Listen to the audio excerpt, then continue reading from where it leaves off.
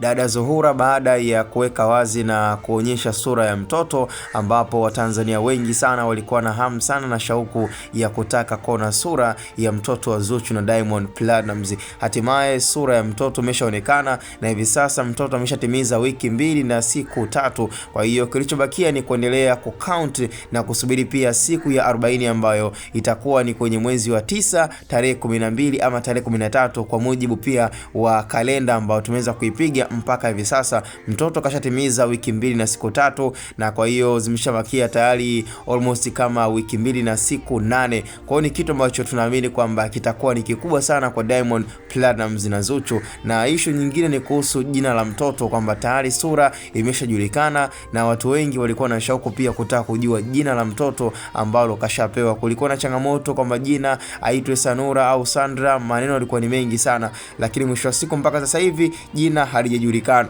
Lakini tunaamini kwenye 40 ya mtoto jina litakuwa wazi, na kila mtu ambaye alikuwa na shauku kutaka kujua jina la mtoto basi atalifahamu vyema kabisa.